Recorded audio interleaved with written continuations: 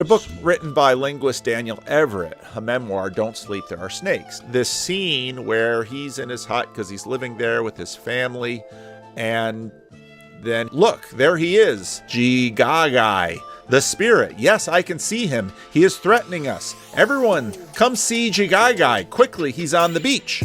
I roused myself from my sleep, not sure if I was dreaming or hearing a conversation. Everyone is on the beach because the god is on the beach. And so he ran to the beach, and he and his children saw nothing, and all of the villagers saw it completely. It was like, why don't you look and see it? I'm looking and I don't see it. So the question is, well, how deep do these presuppositions go? Even I could tell that there was nothing on that white sandy beach no more than 100 yards away, and yet as certain as I was about this, the Pirahas were equally certain that there was something there. Their god was on the beach. They could all see their god. He and his children could not see their god. In this height of modernity, materialistic perspective, Sam Harris would say, well, there either is or isn't a god on the beach, and because there are no gods, that god is not on the beach.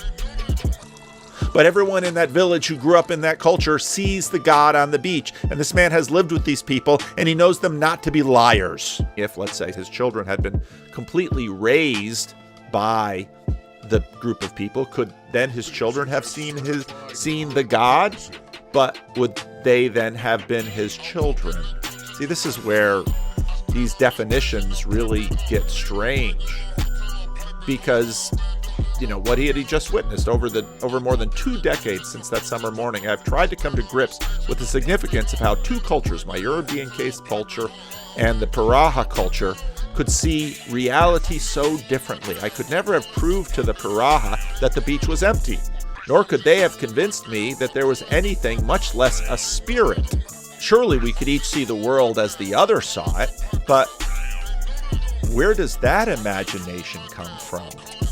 Well, that's from our physical world, where we're just seeing. Really? Is that how we see? Is that really how we see? We see or don't see, navigate or don't navigate by the values inherent in the systems that we see on the world. And again, you can go back to Jordan Peterson, and again, he makes the comment that we don't really see things, we sort of see memories. Was the god on the beach? It's all this relationality with respect to seeing and the mode of seeing. It's not something you see with your eyes. You do use your eyes to see it, but what you're looking at is sort of like the god on the beach. It's the relationality.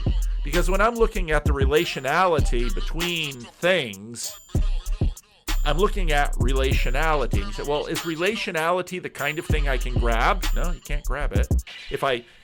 Can it live without oxygen? Well, that kind of depends on